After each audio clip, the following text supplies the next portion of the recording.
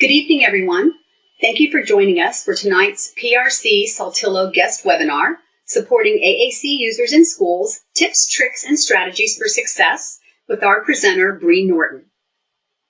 I'm going to go over a few housekeeping things as we get started. First of all, if you should have trouble connecting or hearing in this webinar, the first thing you should do is check your speakers and volume. If you still have trouble, log out and log back in. And if you still have some issues, you can contact Log Me In, because we won't be able to stop and help you during the actual presentation. The training materials are located in the handouts section of the toolbar. You also will get an email after the class that has those forms as well. When you close out of the class, you will have a feedback survey, and we really hope that you will take advantage of that because we really like to see what everybody has, their thoughts, and we kind of tweak our trainings based on the needs. About an hour after the class, you'll get proof of attendance email certificate as well. So if you're not doing ASHA CEUs, but you need to have a certificate for attendance, you can use that. We will address questions at the end as time allows, and we'll have those typed in the chat window. I want to tell you a little bit about ASHA. If you're getting ASHA CEUs, then you have to submit the form within 15 days. And please put the training date on that form. You also have instructions and participation forms in the handouts as well, and they will be emailed in the email that you get after the training in case you don't get those downloaded. Now, do know that you must stay online the entire time to receive ASHA CEUs. GoToWebinar has a timestamp that they use, so they know when you enter and when you exit. So you want to stay on the entire time. And before I introduce Bree, I guess I should tell you who I am. I'm Beth Waite-Lefevre, and I am the PRC Training and Implementation Specialist, and I am your moderator for this evening. So let's talk about Bree. B Norton is a speech pathologist, and these are her financial disclosures. She is receiving a speaking fee from PRC Saltillo for presenting for us this evening. Her non-financial disclosures include being a member of ASHA, a member of the Arkansas Speech and Hearing Association, and she is pursuing her LAMP certification through the Center for AAC and Autism. In addition to this, I want you to also know that Bree is a speech-language pathologist who has received her undergraduate degree in early childhood and psychology, and then decided to go on and get a master's in speech. She spent the past 9 years supporting teams, caregivers, private practitioners in working with students with complex communication needs. She does a lot of training, and she has spent a lot of time helping people figure out how to carry over the use of AAC, not only in a therapy situation, but at home and in the classroom.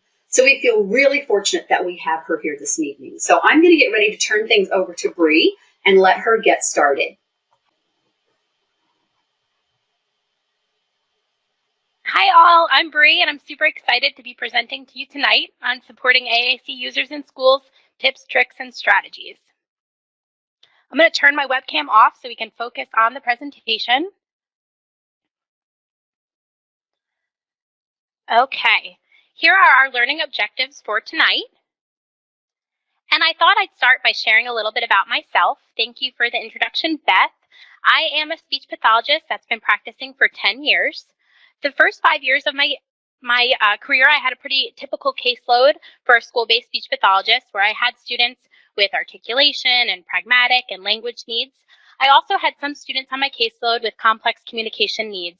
However, it was in no way my specialty area, but 5 years ago, I was pulled from that position, and I was given a caseload of 20 students in our district that did have complex communication needs, and they either had a device, and no one really knew how to support them with that device, or how to knew much about the communication device. Or I had students on my caseload at that time that had a need for some kind of communication system, but nobody was really problem solving and figuring out what to put in place. So that was my job. And at that time, I really didn't know how to tackle this and what I was doing. So I started reaching out to device representatives, going to webinars like this, going to in-person trainings, reading articles and joining specialty groups, and doing everything I could to learn about how to support these students and provide the best services possible. So now it's 5 years later, and I've learned so much about this. During tonight's presentation, I hope to share with you some of the things that I've found work, along with the hurdles I experienced and the barriers, and some mistakes I made to prevent you from making those same mistakes. Currently in my role, I no longer serve students directly in terms of their IEP minutes, but I provide district-wide support to our 149 AAC users. And what that looks like is I train our in-district teams on how to support our students learning their AAC devices. I also get to coach our teams, including parents, private therapists, teachers, and so on. I'm called in to problem solve quite a bit when we hit a barrier and we're not sure how to move forward. I help my teams troubleshoot technology because we often have technology break or not work properly. My favorite part of my job is getting to collaborate with both our school-based team and private therapists. And I love getting to co-treat with outside therapists. I often co-treat with speech pathologists, occupational therapists, physical therapists, and I've learned a lot from co-treating with ABA therapists that students work with privately. And lastly, I coach our teams through conducting AAC evaluations in district. You'll see I have a warning on my slide. I am a quick speaker. I'm from New York, and that's just how I talk, but when I'm passionate about something, I speak even quicker. So I will try to monitor that tonight, but I just wanted to put that out there. So tonight we'll start by talking about the importance of collaboration and why collaborating is so essential. We'll look at training, along with getting the most out of your therapy session. We'll talk about carryover in the classroom and how to improve carryover in the home. And lastly, we'll look at monitoring progress and how to collect meaningful data. So getting everyone on board. When I have a student that transitions to me with an AAC device, or I have a student that our team identifies has AAC needs, this is my step one. This is one of the most essential pieces that we need to have in place if we're going to teach a child how to use a device for true communication. And I know it's a really, really big thing to try to get in place, getting all communication partners on the same page, but it's so necessary. Because one child deserves one voice across all environments. Now that voice might be multimodal. They might have their communication device and also use gesture and sign, and that's wonderful. However, that voice needs to have the same value at school as it does at home and in private therapy. Because if it doesn't, that's totally confusing to the child. And that's what was happening in our district before we really prioritized getting everyone on the same page. We often were trialing some form of AAC with the child at school, and then the parents were doing something totally different, and private therapy was doing something totally different as well. And nobody was seeing the amount of progress they wanted to see. And more importantly, the child was totally confused because communication looked different in every environment. And we want to avoid that. Another reason it's worth investing your time and getting everyone on board is because you really need to create this sense of shared responsibility. That first year, when I had those 20 students on my caseload that I was responsible for problem solving and figuring out communication for, I felt the weight of the world on my shoulders. Teaching a child communication is a big task, and one person alone cannot do that. However, at that time in my district, as the speech pathologist serving these students, people thought that was my job. They thought I was going to be the one to teach the child how to use their communication device in the 60 or 90 minutes I saw them a week. And that obviously wasn't possible. But once I realized that I needed to invest in creating this thought of shared responsibility across all communication partners, and once we started getting this going, that was the game changer, and we saw change happen. So how do you do this? How do you get everyone on board and create this sense of shared responsibility where all communication partners are invested in teaching a child how to use their communication device? I found there's two key components that you need to have in place. First, you need to create a collaborative atmosphere, and we're going to talk about how to do that. And then you need to make sure you invest time in training those communication partners. So collaboration. When I'm working with a student, I first try to find out who are their communication partners. And I'm usually asking the parent these questions. Do they receive private therapy? Who do they see for private therapy? And then we get consent to be able to talk to those private therapists. And when I ask this question, I'm not just talking about private speech therapists. I'm also talking about ABA therapists, physical therapists, occupational therapists, because they're all communication partners. And I can take all of them and get them on the same page and use them for more modeling and immersion of the device. Also, I want to find out, do they spend a lot of time with mom or dad or grandma? Because we need those communication partners as well, those family members trained on the communication device, so they can support that child in learning how to use it. So we do have a consent form in our district that we get signed so we can reach out to private therapists and all get on the same page. And a lot of our collaboration is done through email, but we also try to plan some in-person collaboration and meetings and trainings. Here you see I have planned training, which is so important. When we decide we want to trial AAC with a child in our district and we're going to be sending a trial communication system home, parents are required to come in and get trained on that device. Also, I'll reach out to private therapists and make sure they're familiar with the device and the system. And if they're not, I offer to go out there and either co-treat during a session or go at a different time to teach them about that device. Training our ABA therapists had been so valuable. Prior, they hadn't known about some of the systems we were implementing, but a lot of our students go to ABA therapy and get ABA therapy for about 25 hours or up to 25 hours a week. So getting those therapists trained has really benefited us. And I'm going to talk to you in a minute about what that training looks like. But although training all communication partners can seem like a really big task, it's totally worth it. And it's an investment you want to make, and we'll discuss that. Another thing that's really important when you're trying to get collaboration and get everybody on board is making sure you're facilitating frequent, honest conversation about not only what's working with the device, but what's not working. I find that a lot of times when we're getting this team of communication partners together, they often think as the speech pathologists, we're supposed to be a cheerleader for the device, and we only want to hear what's working. But if you create that kind of mentality, what's going to happen is when your team hits a barrier, the parents hit a barrier or the ABA therapist hits a barrier, they're going to decide they're not going to want to use the device anymore because they're not going to think they can tell you what's not working. So when I train my teams and I'm creating this collaborative atmosphere, I always let them know that I want them to be brutally honest with me, not only about what's working with the system, but what's not working so we can problem solve it together. If I don't do this, something else I found happens sometimes, which is really sad, is that people will talk poorly about the device in front of the child, and our kids are smart. If they hear others talk poorly about it, they're not going to want to use it. So making sure you put it out there that you want all your team members to have honest conversations with you, come to you not just with what's going great, but also let you know what's not working is so important. Making sure everyone knows their value is also something you're going to have to focus on to create this collaborative atmosphere. Far too often I hear, oh, I'm just a parent or I'm just a paraprofessional. And I never want that mentality when teaching a child a communication device. A parent and a paraprofessional are two of the most valuable people in this, in that they spend the most time with the children. And they are two of the most valuable communication partners. So I always let them know that we're equally in this together. Although I might be leading the team and helping with some of the programming and the more involved stuff, we are all have that sense of shared responsibility and need to tackle this as a team where we have equal value. Along with that goes making sure that the student's vocabulary is appropriate across all environments. Obviously, when we select a communication device, we want to make sure that it's appropriate for the student, but it also needs to appropriately support all the communication partners' goals. So when I select a vocabulary and our team comes together and decides what vocabulary we're going to trial with a student, we make sure it will meet the needs of that child along with the educational setting and so on.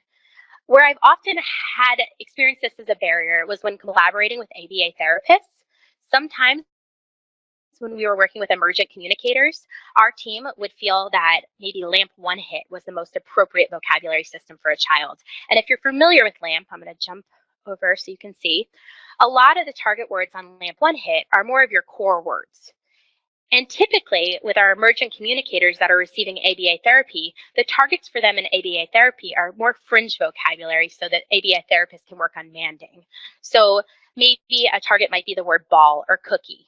And if I decide and our team decides we're starting a child on LAMP one hit, these are the words that can be addressed.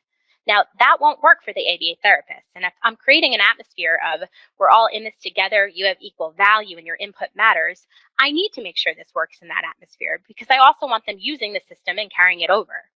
So what I've done in that situation is you can do specific programming to a vocabulary system like LAMP one hit, and you could make it an open pathways to certain target words.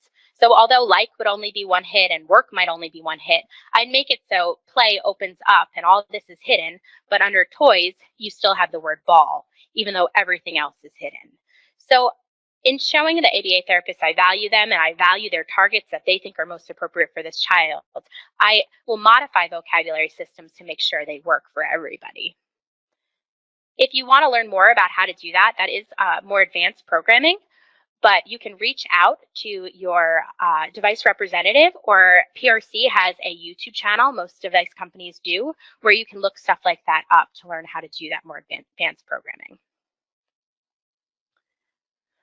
Okay, so with creating this collaboration, it's really important that your team members understand the vocabulary system, because AAC devices can be scary, and if our communication partners don't understand that device, they might talk poorly about it, and we don't want that happening. So our goal in training communication partners is to empower them. I am not trying to create master programmers. I'm just trying to empower them so they feel confident using the system, and they also know of some strategies in supporting the AAC user.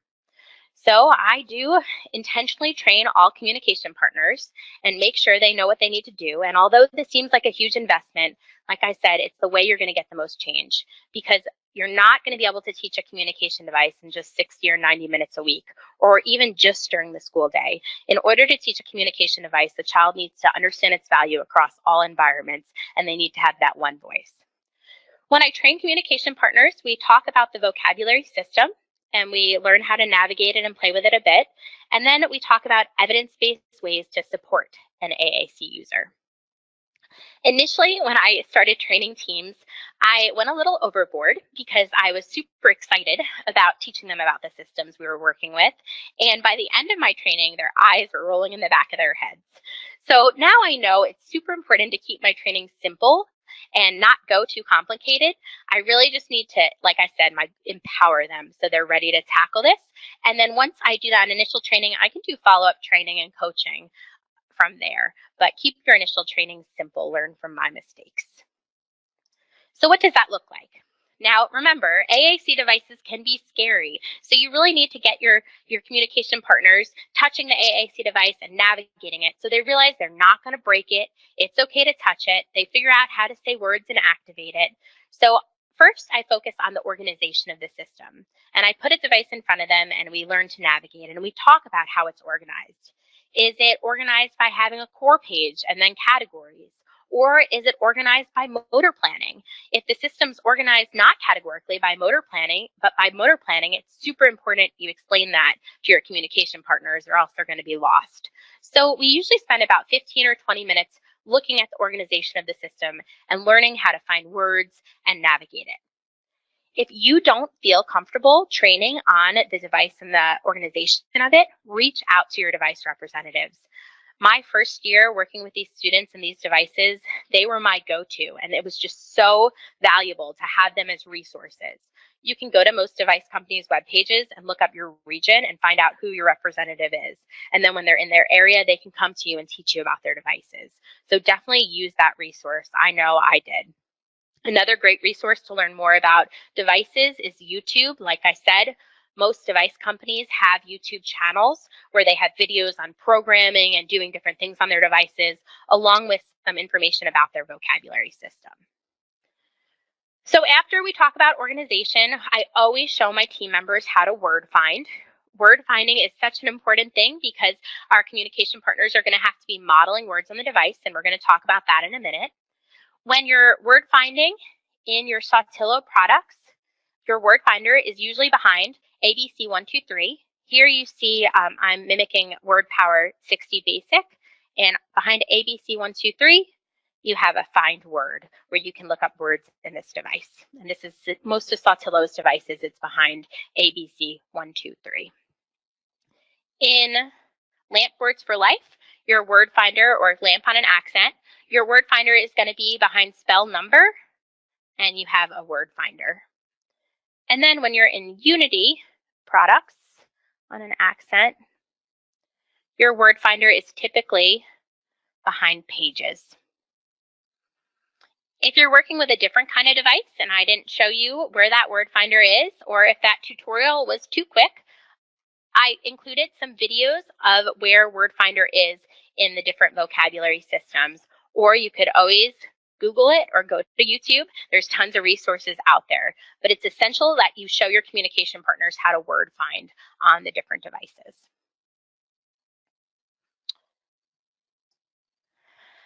After we talk about the vocabulary system, I then teach my team members how to support an AAC user, and I give them a couple jobs.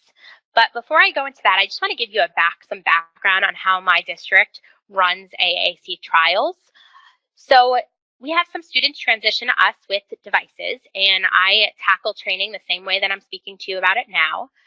If we're deciding that we want to try an AAC system with a child, what we're able to do in our district is typically we can provide them an iPad with software that mimics the vocabulary system we're thinking might work for them. So if we thought maybe they'd benefit from an accent device with LAMP, we might give them an iPad with LAMP Words for Life to be able to trial it a little bit. Or if we're thinking maybe we're going to go the route of a Nova Chat with Word Power, we'd give them an iPad with Touch Chat to be able to trial it until we're ready to do our AAC evaluation.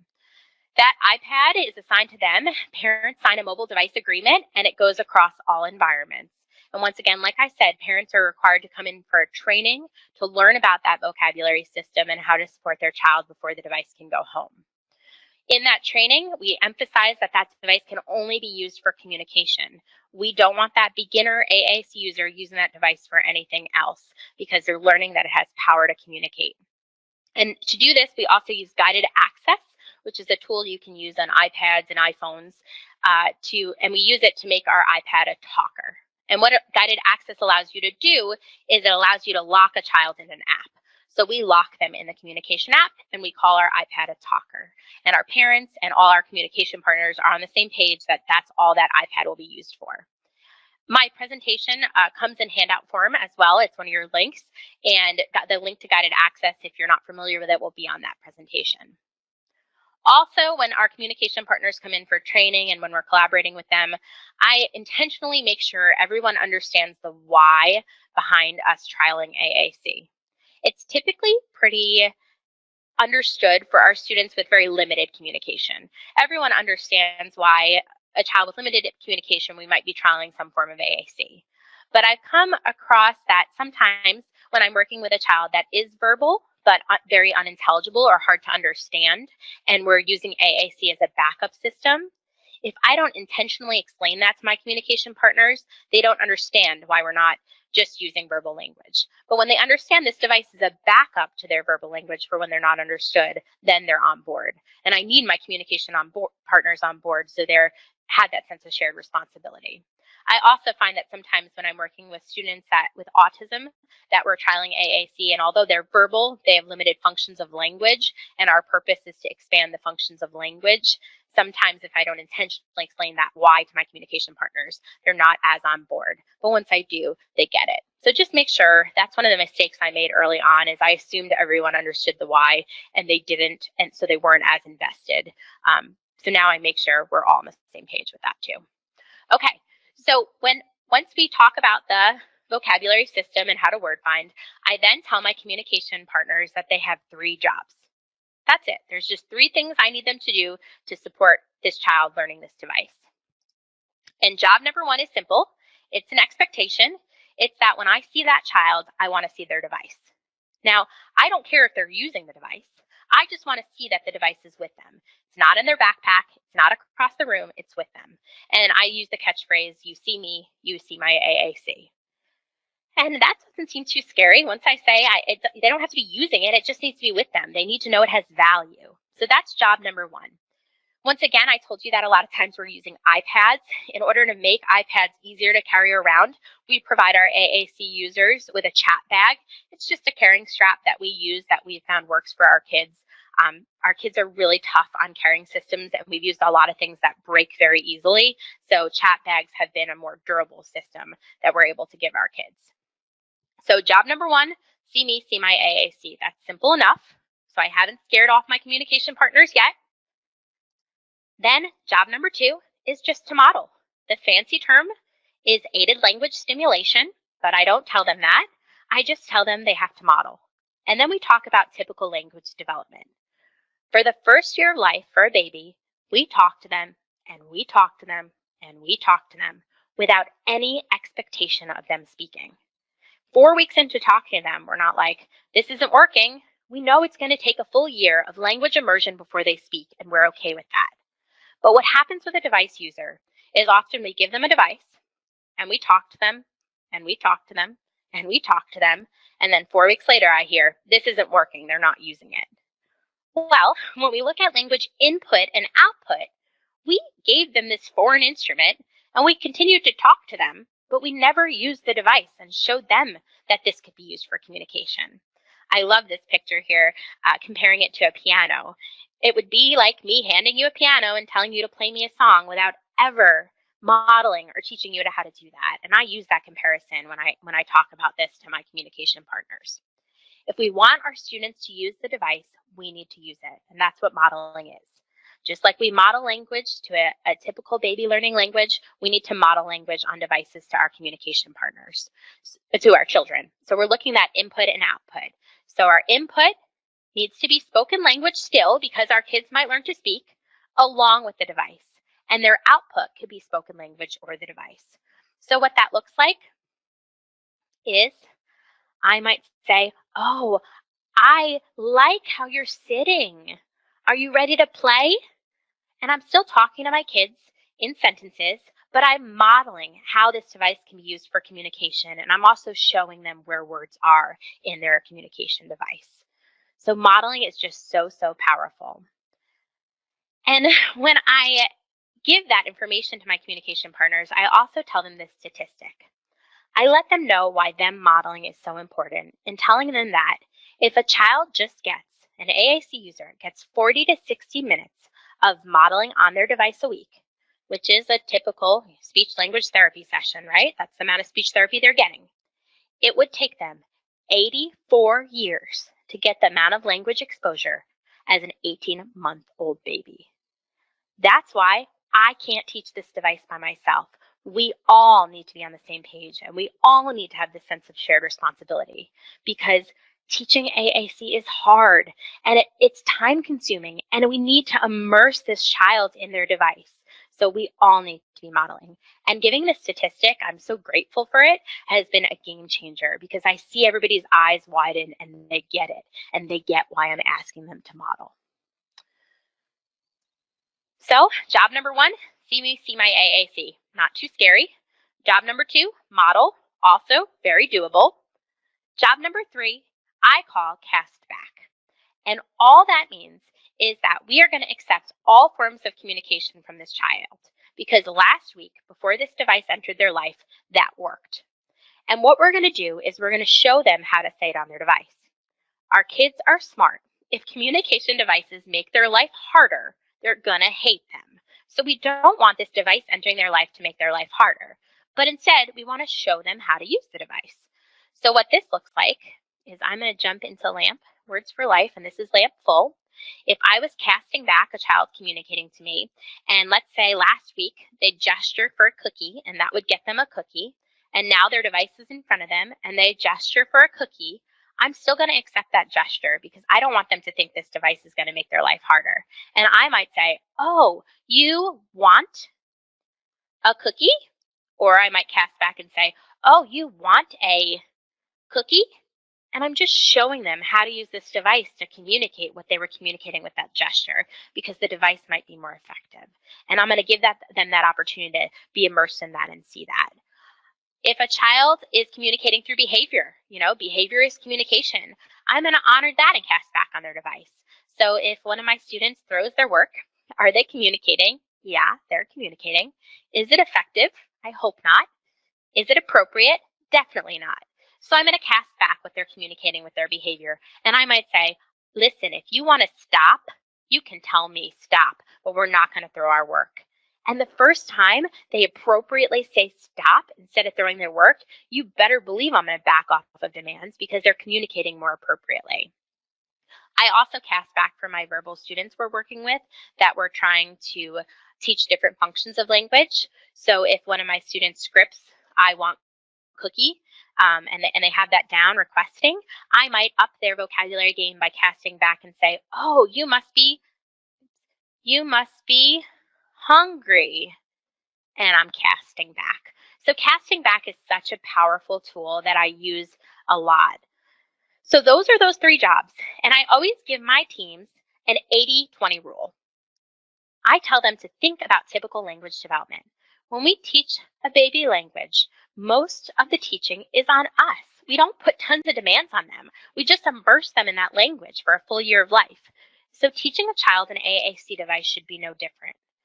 So my 80-20 rule is that 80% of the time, we should be modeling and casting back. And then 20% of the time, we should be creating opportunities where our students want to communicate. So what does that look like? Well, we're going to talk about that and getting the most out of your therapy session. First, we need to get our minds wrapped around that when we're teaching an AAC device, we're teaching communication, not compliance. I know as a speech pathologist, some of my goals are more compliance-based. You know, we always have those following direction goals and things like that.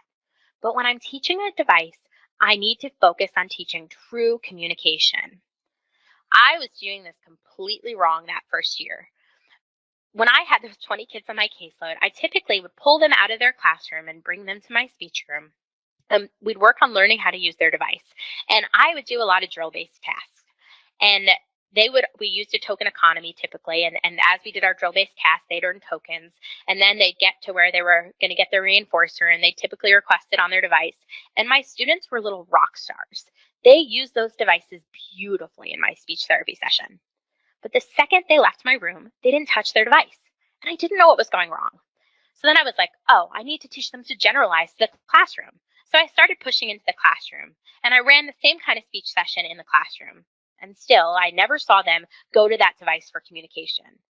And that's when I realized it's because I taught them that that device needed to be used for compliance-based tasks.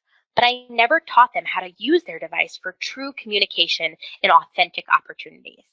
So I started changing what I did, and I started pushing into their natural environments. I would go to recess, and when a real opportunity came up to ask for swing, that's when we talk about it.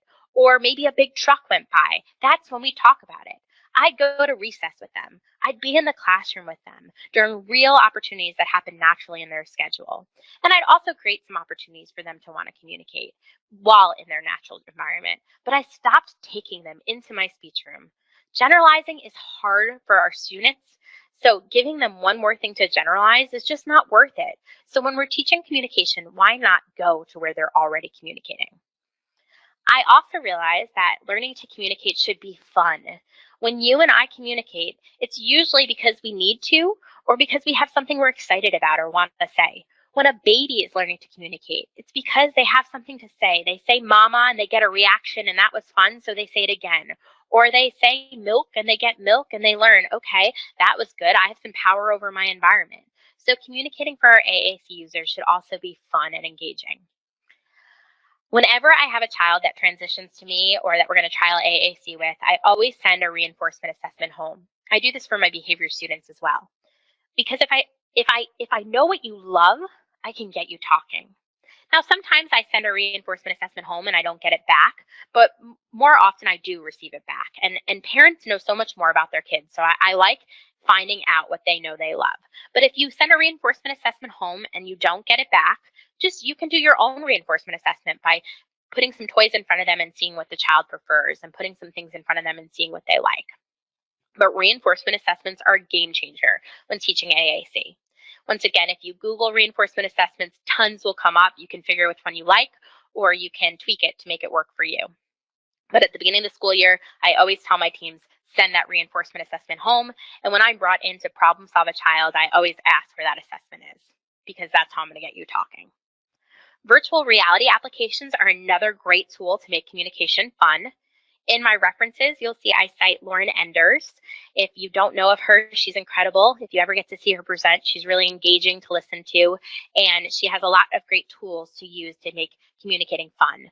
One of her things she talks quite about is applications and virtual reality applications. At the bottom of the screen, you see some photo filters I used, and Through photo filters, you can talk about so much. Students can tell you if they want to be an animal or a superhero, if they want to look funny or sad, if they want to be a rabbit or a puppy, if they want you to be a character or her to be a character. There's so many different parts of speech and things you can work on through photo filters, and kids want to communicate it. You don't have to be prompting them fully because they have something to say. So take advantage of those virtual reality applications. Do Not Touch by Nickelodeon is also really cool. It lets you manipulate your environment. You show the camera to the environment, and then a button comes up, the kid presses it, and something happens, like birds fly out or something. And it's a great way to get your kids talking.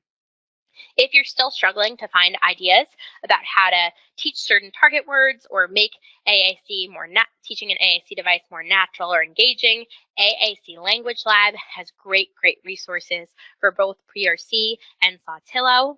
It's only $19.95 annually. I know it's well worth the investment for me. I use it all the time, and it saves me time in making materials.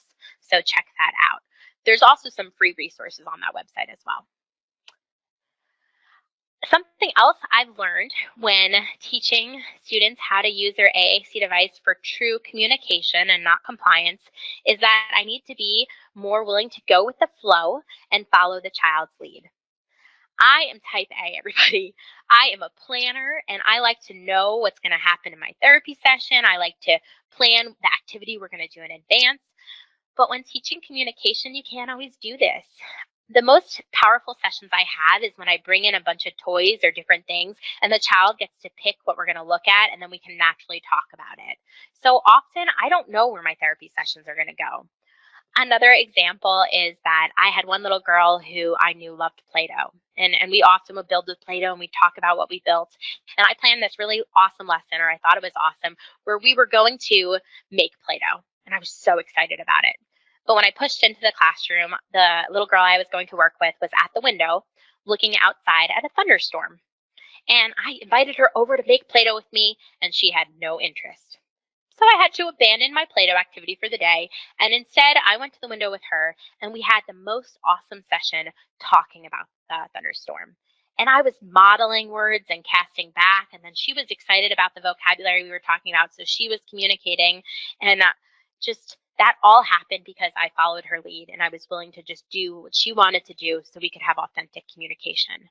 So think about that and be willing to follow the child's lead, even though so often we want to plan our sessions in advance. So along with communicative temptations and giving kids reasons to communicate, you also want to remember to model and cast back, so don't forget that 80-20 rule. The programs I've been jumping back and forth between are here on your handout and in my presentation.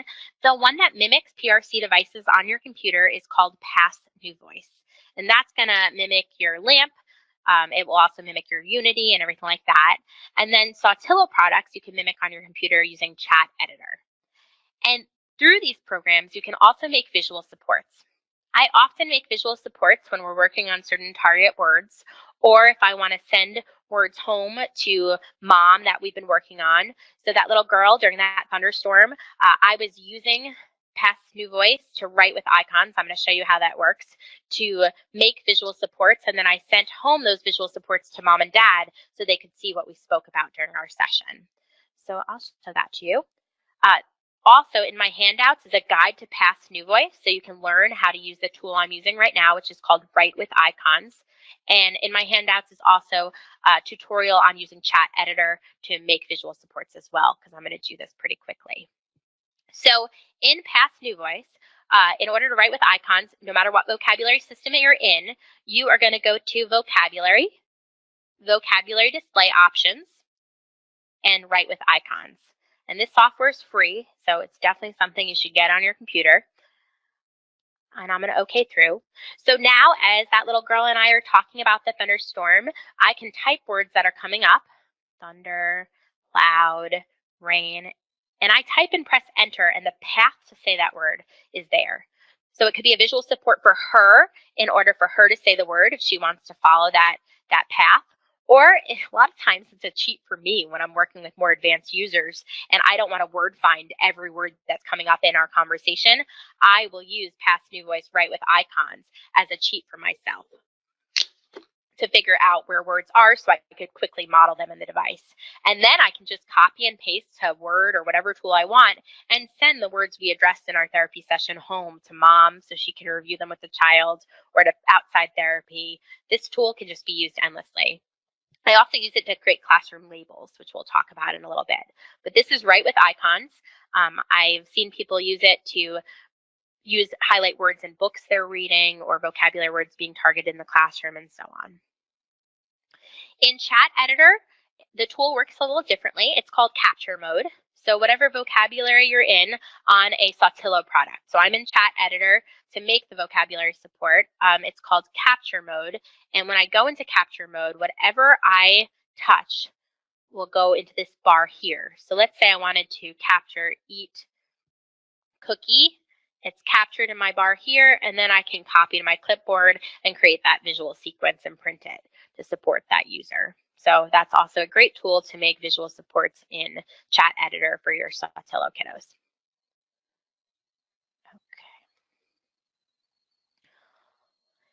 Okay. In addition to making visual supports to help my students, some other teaching tools I use is masking or hiding. Now, I am not going to show you exactly how to do this. I'm going to highlight it real quick in one of the vocabulary systems, but I don't have the directions here. I just want you to know that it's a possibility to do this kind of thing on whatever device you're working with your child. So if masking or using hide mode is something you're interested in, you can look it up on YouTube or Google to figure out how to do it in the vocabulary system you're in. I just want you to be aware of masking and using visual prompts as teaching tools in your therapy session to make your child more successful. So what I'm talking about in your PRC products, masking or hiding is called Vocabulary Builder. And you can turn Vocabulary Builder on or off, and you can set it up. So I've set my Vocabulary Builder up for that little girl with the thunderstorm. And we were working on some target words during that thunderstorm, and I wanted her to learn where those words are. So I set my Vocabulary Builder up ahead of time. And when I turn it on, now all the other words are hidden, and she has access to the words that we're using, and she can learn them errorlessly. So I can turn that on so we can have a conversation about we can use some of these words errorlessly during our conversation, and then once she learns these, I can go back in and turn Vocabulary Builder off. So in any PRC device, you can use Vocabulary Builder as a teaching tool to teach certain target vocabulary words to your students. Once again, just look up Vocabulary Builder on the internet along with the device you're working with, and it will show you how to do that, or check out their YouTube channel for that. In Sautillo products, it's called hide mode, and you can go into edit mode and then hide mode, and you can hide all your icons and then decide which icons you want to reveal. And then when I leave hide mode and edit mode, those are the icons you can see. So once again, this is a teaching strategy I use quite a bit with some of my students that need it. Just know that it exists, and it's something that can make your therapy more effective if you need to use it. So I'm going to go back to edit mode, hide mode, and I'm going to show all to give the child access again. Another strategy I use when working with students sometimes is using visual prompts. If I have a target word that we're working on and the child's struggling to get it, but they don't need Vocabulary Builder per se, I can make that button a certain color so it stands out. I have one student right now that his goal is to ask for a break, and he's having a hard time remembering where that break icon is. And he's using Lamp Words for Life Full. So we used color coding to help him. And what we did was we were able to change the color of the button. So in Lamp Words for Life, the path to work leads to break. So we made this red so it would stand out to him. And then in here, we changed this to red as well, and we changed this to red. So the path to break really stood out to him. Color coding and changing background color can be done no matter what device you're using. So if that's a strategy that you think would benefit your student, check it out. Okay, now we're going to talk a little bit about carryover in the classroom and how to get your teachers on board.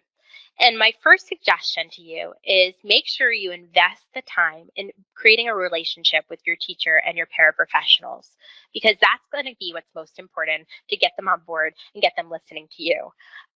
I I am one that really wants to get stuff done. And when I went into a coaching position where I was district-wide, I had a relationship with some teachers and I didn't have a relationship with others. And I quickly noticed those teachers I had a relationship with were way more willing to listen to me. So my advice to you is you can't move the furniture until you're invited in.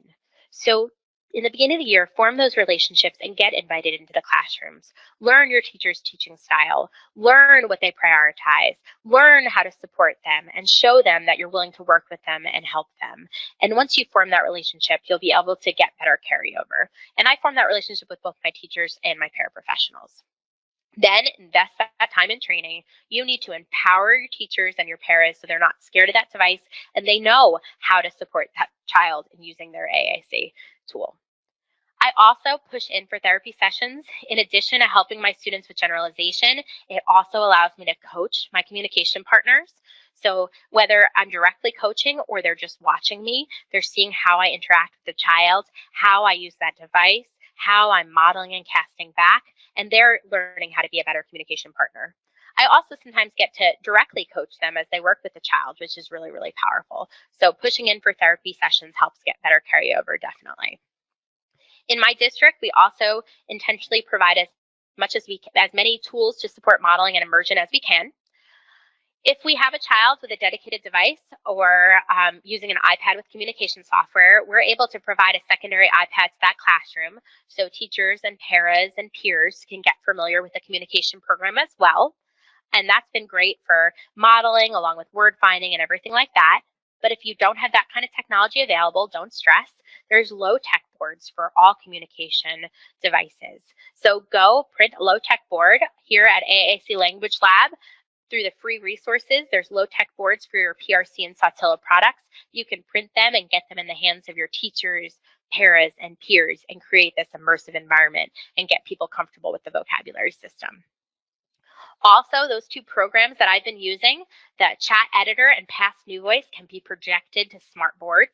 So we download it in our teachers' computers. Both softwares are free, and we project them to our smart boards. And now we have an immersive environment for all our kids, where during morning meeting, everybody's going to the board and saying, what day of the week it is on Lamp Words for Life or on Word Power. Whatever software we're using, we try to mimic it on the smart board so we can capitalize on teachers modeling for all along with peer models because kids learn from kids. So know that's a possibility. That's been a game changer for us. Past New Voice will only talk for 90 days, but that's okay. After the 90 days, we use our voice. Chat editor won't speak until you connect an actual dedicated device to it, and then it will speak forever. But once again, if it's not talking, that's okay. We'll use our voice, and we're just trying to immerse the child in where these words are and show them we're all in this together. Classroom labels is a really powerful tool. At first, I thought I was creating classroom labels using those Past New Voice Write with icons and chat editor capture. I thought I was creating classroom labels to benefit my students using AAC, and I was, but I found it's even better for my communication partners. So if I go to that tool where I can write with icons, we'll do that one, and I label the door and where the crayons are and a cup is, I'm immersing my communication partners and my student in where this vocabulary is in this device. And once again, we're just creating stronger communication partners and our child is getting more exposure to their target words, which is really, really powerful. So create classroom labels. It's definitely worth it. Something else that I've found gets better carryover in the classroom is when I select certain target words. These devices are really robust, which is awesome, but people are scared of them and they don't know where to start. So even though I only give them 3 jobs, when I leave them, they're often like, okay, but what words do I model? And I often would tell them any words, but they wanted to know specific words. So we started together creating a couple target words or coming up with target words, and we'd give teams, 3 to 6 words that were the target words for that student. And this was just kind of trying to give them a piece to the puzzle so they'd feel empowered and they'd start modeling these target words. And then once they were comfortable modeling these target words, we'd give them more words. And then they'd start going off on their own because they were exploring the device and comfortable with it. But to get communication partners comfortable and classrooms comfortable with where to start, I find that selecting target words is really beneficial. And we're going to look at a form for that in a minute. Something else that has been a game changer for me is a generalization board. I worked with one classroom teacher who had a lot going on in her classroom, and at the end of my speech therapy session, when I tried to debrief her on what we worked on and what she could do to help me generalize skills, she wasn't able to listen to me. She had too much going on, and I could tell it just overwhelmed her. So I tried sending her emails to tell her what we worked on and what she could do, but by the time she read her email, it was the following week and we were working on something different. So what I've learned to do is I ask for a small part of the whiteboard or the chalkboard, or I bring in my own whiteboard, and I write the students' initials, each of my kids' initials on that board. And then I write briefly just one or two things that classroom can do to help me carry over the skills we're working on. And that has been awesome. It's a great visual reminder. My teachers love it. Paras love it. So a generalization board, however you can make it work, is a great, great thing to have. And lastly, we really try to use peer models as much as possible by projecting to the smart boards, by getting peers low-tech boards. Using peers is a game changer because kids learn from kids. So Johnny might not want to use the device when he sees me using it, but when he sees his friend Sarah using it, you better believe he's going to want to use his communication device. Dr. Musselwhite has a lot of work on communication circles, and that's about getting peers competent and learning how to be peer models. It starts with an adult teaching peers, and then the adult can kind of phase themselves out, and we have peers teaching peers how to use AAC. So check out her work on communication circles. It's mentioned in my references. Something else we use in my district is Device User of the Week, where we use that secondary iPad to assign it to another student that might be a verbal student, but they get to use that device to answer questions during morning meeting or during certain times of the day, and we're building peer models. We're also building a culture of AAC where our kids learn how you need to be patient when talking to someone that uses AAC, how it takes a little longer to create a message, and so forth. So Device User of the Week has been a great thing that we've implemented in some of our classrooms. Now we're going to talk about carryover in the home and how to improve carryover in the home. And I'm going to be honest with you and tell you that this was one of the things I struggled with most when I started working with my students using devices, because the home is typically the last place I see a device getting carried over.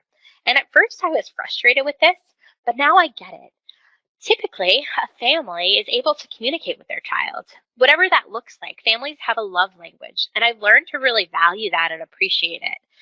Parents can communicate with their kids, and if you watch them, it's the most fascinating thing ever because the tiniest little facial expression means something.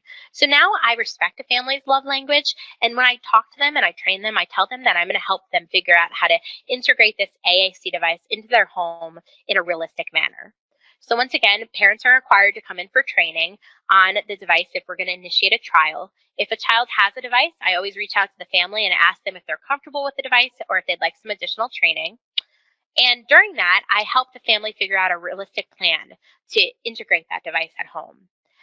I often tell them, I know they have a crazy schedule because I don't want them to feel guilty. Parents want to do what's best for their kids. And if they feel like they're not using the device enough, they're going to feel guilty and they're going to internally hate that device. But if I let them know it's okay, let's figure out what works for you. Maybe Friday night, you know that you don't have cheerleading practice with your other child and baseball and all that stuff. And Friday night you're home at a relatively decent time and you're going to read a book. When you read that book, you use the device to model target vocabulary. Or maybe, Thursday night before baseball practice, you go out to a restaurant. Everybody order on the child's device what they're gonna want to eat. Ask the child if you can use their device, and mom and dad and brother and sister order food on that device and let the child see you using that device for true communication. Another thing I've done is that we send our target words home to the parent so they also aren't overwhelmed with where to start, but they know what words we're modeling as much as possible and they're on the same page. I always determine a plan for my family members to communicate programming needs because although these devices are pretty robust, they don't always have all the words that child needs. So I'll ask parents to just jot those words down or email me a list and we'll get them programmed. Eventually, I do teach parents how to program, but that's not in my initial training and that's not until they're ready. And also, I always emphasize to family members that they are so valuable in this whole process. And I let them know that by them being part of our conversation and our collaboration. So they're included in collaboration emails. And as we go on with the trial with what's working and what's not working, or as we're problem solving a communication system or teaching a child a device, the parents are part of that conversation. I suggest Facebook to a lot of my families. I tell them to join Facebook, join that vocabulary system, learn about it so that they can see what's working for other families, what's not working, and they're just part of an environment that supports their child learning that device. And Facebook can be a great resource for that. So now we're going to talk about monitoring progress. And monitoring progress for AAC can be challenging. I feel like sometimes I think I write awesome IEP goals, but at the end of the year, I know my child's made so much progress, but the percentage for that IEP goal really doesn't show the amount of progress they made. So these are some tips and strategies that we use in my district to really show progress and has helped us get more meaningful data. So the first thing is I've talked to you about selecting target words. We do this as a team. We usually select those 4 to 6 target words to start with. There's a lot of different lists out there for target words, and I usually try to go with some kind of list that's ranks words in terms of importance so that I have a reason for picking the words we're picking. And we typically pick a couple core words along with a couple fringe words that are important to the child. So we select our target words. And then we use this classroom data collection sheet, which is part of your handouts. And this sheet goes in the classroom. At the top, we put 3 to 6 words. So here you see our target words are go, want, and ball. And then on the column on the left-hand side where it says date, we ask classroom staff at the end of every day, so not child by child, but at the end of every day, to circle where the child was with that word. So as a speech pathologist, I'm learning how my kids are doing, generalizing the skills I'm working on, but I'm also holding my communication partners accountable for modeling, because if I see there's a week that this form wasn't filled out, I can ask about it. So it's a great way to remind your communication partners to be modeling, to hold classrooms accountable, to let them know of those target words. And you might put those target words up there and also use write with icons or capture to show them where those words are. So here you can see go. At the end of the day, M is circled, so that means that word was modeled all day long, but the child never activated it. Under want, you see P, meaning that following some kind of prompt, the child activated want. And in comments, if the team wanted to, they could specify. And ball, under ball, you see S, meaning the child spontaneously activated ball. Now, I don't know if they spontaneously activated it 3 times or if they started with a model and then a prompt and then they got spontaneous, but the team can decide how they want to work, if they want to write that down in comments or they just want to talk about that. But the goal of this is really to focus my team members in on what words we're modeling and hold my team members accountable, and it gives me some information as to if words are moving to spontaneous. This is a sheet that I keep as a speech pathologist that lets me monitor the target words the child is learning. So we put the target words here, we put the date we introduced them, and the date acquired. And both of these forms are in the handouts. So typically I keep a form like this along with the speech therapist, and at the annual review meeting, I can go in and say, no, maybe your child didn't master their objective, but look at all the words they learned this year. Or maybe they did master their objective, and I can also share all the different words they learned this year or the words we've been working on. So this is one of your handouts as well. Lastly, I want to share with you this awesome tool that I'm not going to do justice with, so check it out after this webinar. It's called the ALP for AAC Access, and what it lets you do is it lets you quantify qualitative information about how your AAC user is doing. So this is the back of the form, and you have 3 different stages of AAC use in 8 different phases. And in the descriptors, you can see it's all qualitative information. So at the beginning of the year, I might look at my child using AAC and rank them as a stage 1, phase 2. And I might write that in their present level of performance statement. But at the end of the year, when we come together and talk about their progress, I can show the parent how at the beginning of the year they were 1.2, but now they're stage 2, phase 5. And we can talk about all that progress they made, where typically this would just be kind of qualitative information. I've now been able to quantify it. And I just think this is a game changer, so check it out. Thank you so much. I know that was a lot of information. My contact information is here. I love to collaborate, so please reach out. I will be speaking with a colleague at ASHA this year. We'll be talking about effectively teaching AAC beyond the therapy session, so I'd love for you to join me. That would be awesome. My references are here, and I am going to turn it back over to Beth.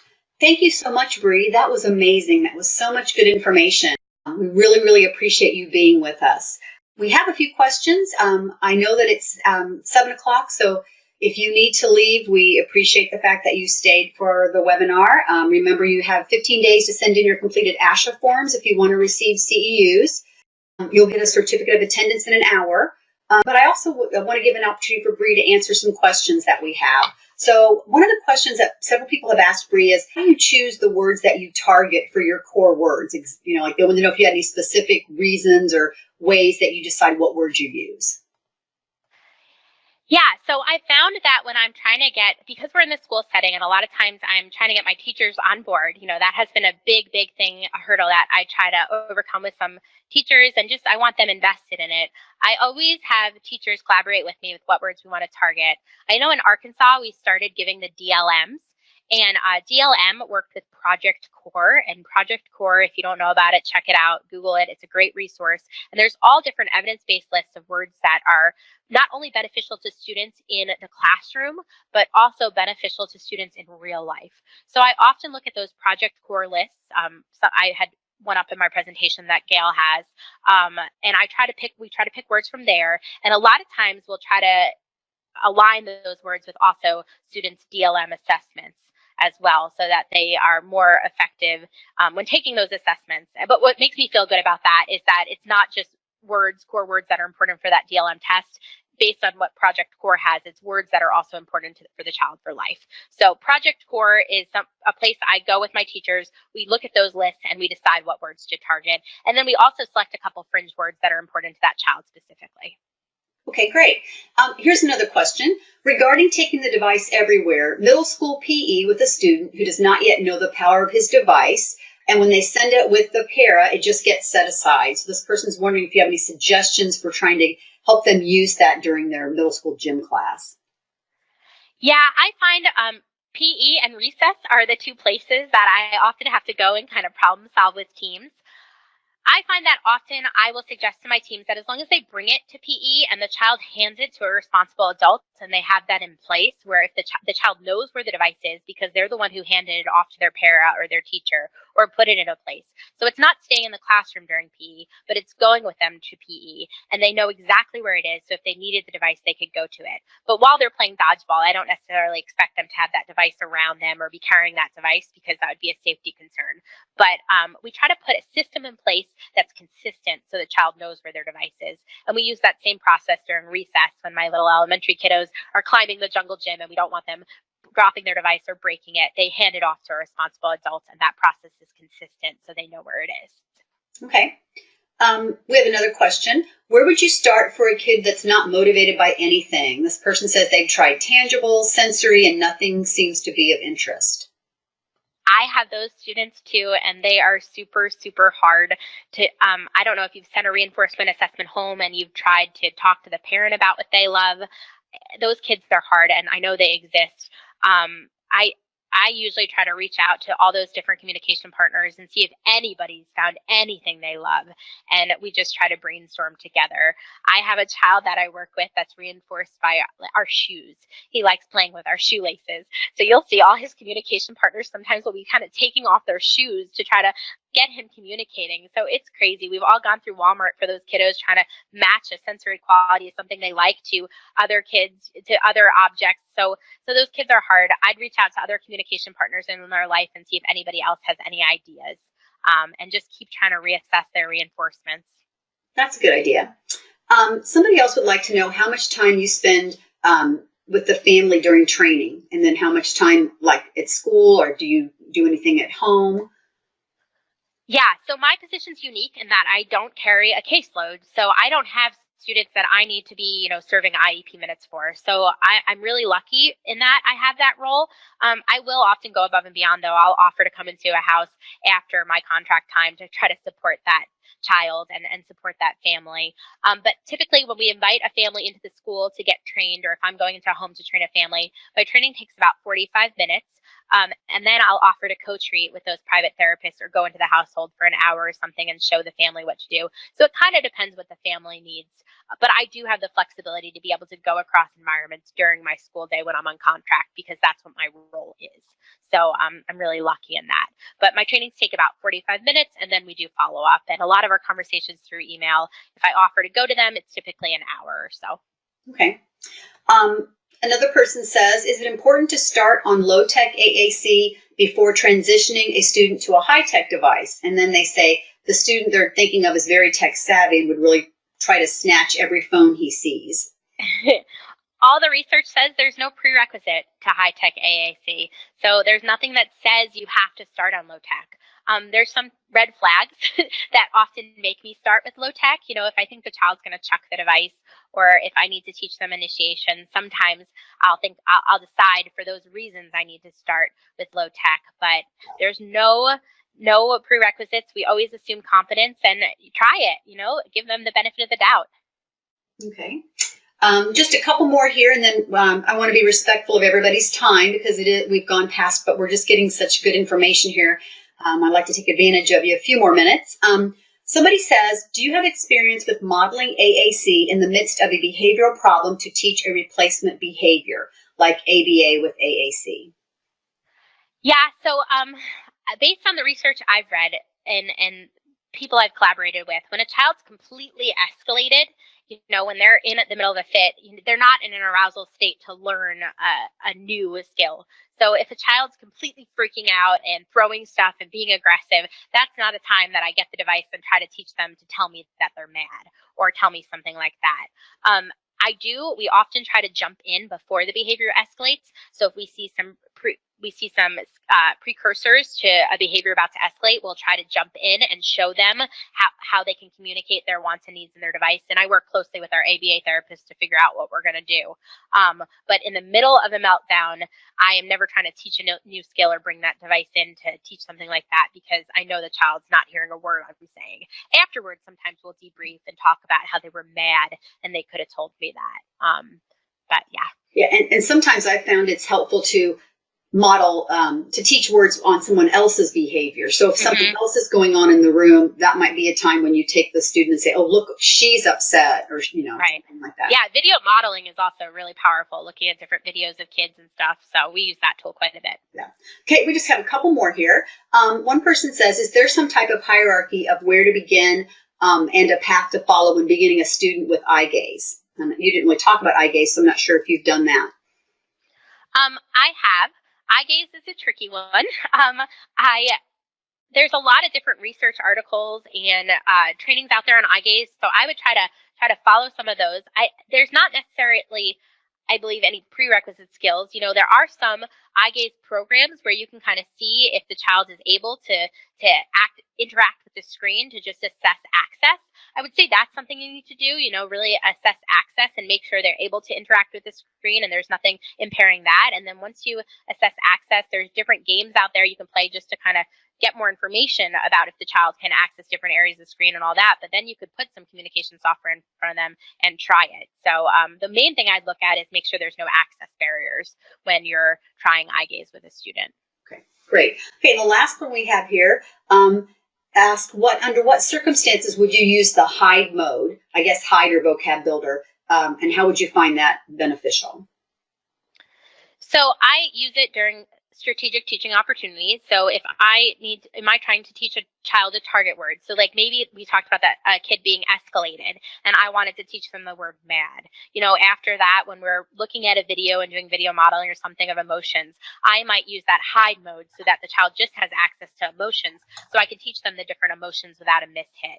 I've used hide mode also during like calendar time sometimes with our students so that they can learn where their different calendar words are and everything. So hide mode has a lot of different functions you can use it for. The thing I caution you with is using it to completely restrict a child's vocabulary, because we want to make sure we're giving kids a robust vocabulary system. So there are some emergent communicators that will decide we're going to start them with 50 target words. So we'll use hide mode to hide everything but those 50 target words, but then we'll quickly be unhiding words as we move along and they're making progress. So there's a lot of different ways you can use it. Just make sure you're not using it to restrict a child's vocabulary too much, because if we don't give them the words, they can't communicate. So.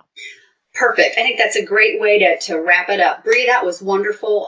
We've had a lot of good comments in our chat section here about people finding it so helpful. So we really appreciate your willingness to share with us. I want to remind people that are asking about handouts. There is a place in the Go to Training window pane that shows that. If you don't see the handouts, they will be sent in an email also. When you close out of the webinar, you get a chance to take that little survey, which we hope that you will do. And then you will get an email with a certificate, and you will also get an email with the handouts and the ASHA paperwork. If you are looking for ASHA CEUs, again, follow the directions to fill that out as well. Thanks so much for joining us, and we hope to see you again here at our PRC Saltillo guest webinars. Everybody have a good night.